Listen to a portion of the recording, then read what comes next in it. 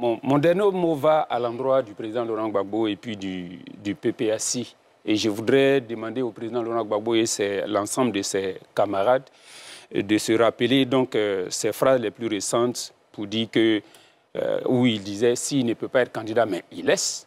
Aujourd'hui, c'est la même situation pour lui. Donc, s'il ne peut pas être candidat, il n'a pas forcément à forcer.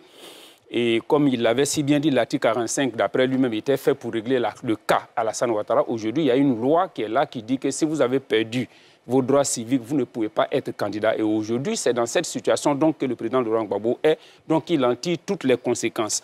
Parce que l'inclusivité des élections dont on parle, il ne s'agit pas des personnes. L'inclusivité ne veut pas dire que tout le monde doit être ou peut être candidat. L'inclusivité, c'est la possibilité de donner donc, à l'ensemble des entités politiques, au moins dans un pays, de pouvoir candidater et tous les citoyens qui remplissent les conditions d'éligibilité. Merci. Non. S'il vous plaît, merci. Oui, je vais terminer.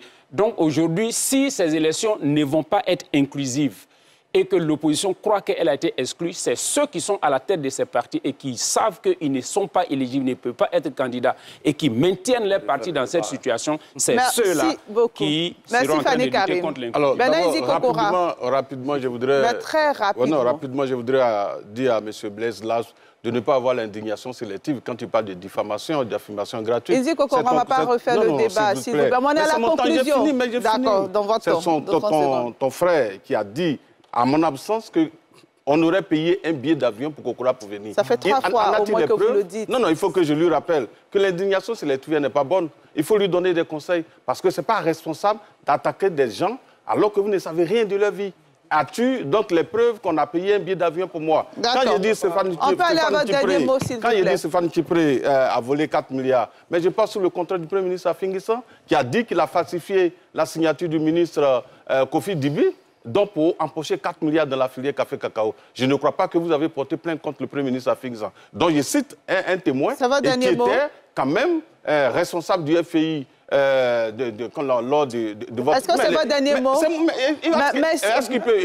Non, frère. Mais c'est ce qu'on va faire. Je vais mettre fin à l'émission. Non, mais il faut... Donc terminez, s'il vous plaît. Vous avez parlé ou bien terminez. Terminez, s'il vous plaît. Nous sommes à la conclusion. S'il n'arrête pas, comment je peux terminer? Dago Fabrice. Voilà.